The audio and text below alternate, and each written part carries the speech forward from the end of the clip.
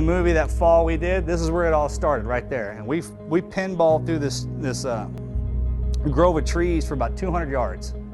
I landed on my back, and I broke my back in multiple places, broke my pelvis, and Mikey landed on his face. I remember he crushed his face pretty bad because when he sat up to look at me, it was, you know, all bloody or whatever. He turned around.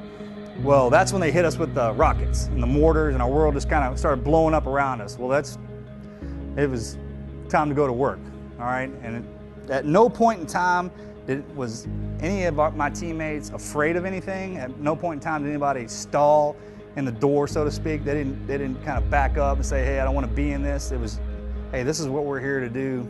Let's do this. About an hour and a half into this gun battle, Danny had broken both his femurs. He had a compound fracture on one of his tib fibs, and he'd been shot 4 times that I know of. So I was dragging him. In the movie, they kind of portrayed this the right way, but except for one piece, and that's where we were separated. He didn't die alone. Any and all my guys that got killed, I was right there.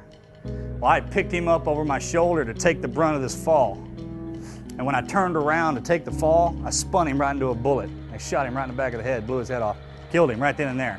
Well, I wasn't ready for his dead weight. And when he fell over the top of me, it collapsed me, and I flipped off of this rock embankment and face planted into this boulder. I broke my nose real bad, shoved it through my face actually, and I bit my tongue in half and I swallowed it. And that totally incapacitated me. I was on all fours, I mean like a bitch, trying to throw that thing up, man. I finally got it up, I put it in between my teeth and bit down on it again so I wouldn't swallow it. And Mikey was out on this boulder, just like the movie. He was out on this, no cover, no nothing, and crawled out to this embankment to make our sat phone call. He was sitting up and took 2 rounds through the chest, spun him like a top, dropped him on his face.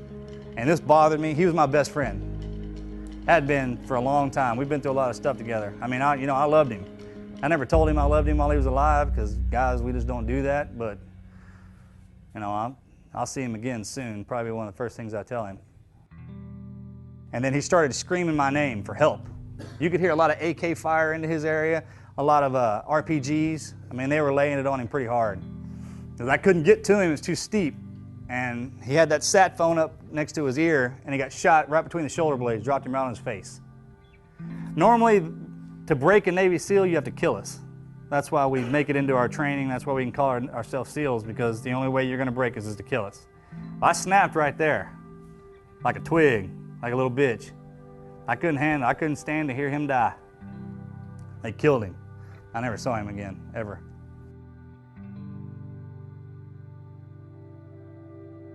I caught up with Axe. He was a couple 100 yards below me, and an RPG hit behind him, separated us, blew him one way, blew me another. I never saw him again for the rest of my life.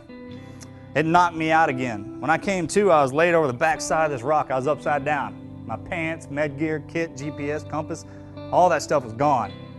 I had a harness on, had 1 magazine with 11 rounds in it. I went out there with 13 magazines of 30 rounds. I rolled over. I was paralyzed from the waist down. I started crawling, using my elbows. I started pulling myself through the dirt into the side of this ravine. Well, I got up, man. The sun was going down, and I started to crawl. Well, I was in bad shape. I was dying. I didn't know what to do. And I was laying in this tree, looking at the moon, and feeling sorry for myself. And I must have laid there, and I was thinking, my brother's a Navy SEAL too. I got a twin brother, he's a Navy SEAL. And I was thinking about him a lot and my teammates and everything that all the training that I'd been through. And I laid there, I was like, you're being a bitch, get up, let's go. That's exactly what I said. What was I gonna do, lay down there and die? I wasn't gonna do that. I definitely wasn't gonna feel sorry for myself.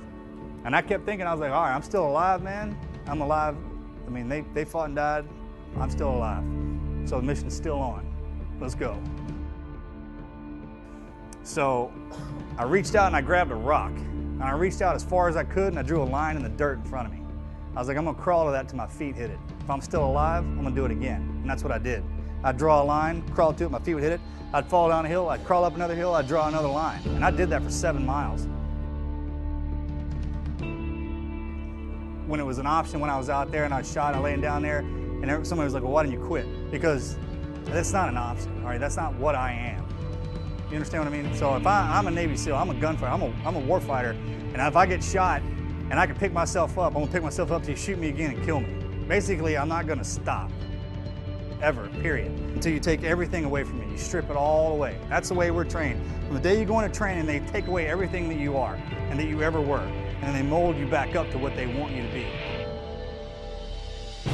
You accept the fact that you're a football player.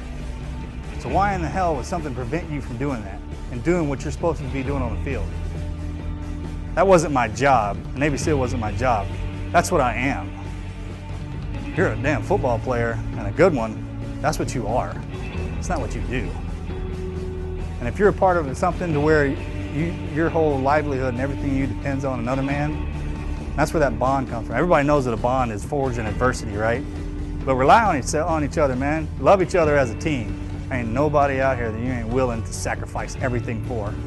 Every day, man, what do you got? You're gonna walk through me, man, you better bring some help. That's what you gotta think. Because I got my boys right here, we're about to find out who's what. That's the way you gotta be, man. Like, it's gonna take everything you got to get to the end of this field. You better pray to God you put the work in, because I have.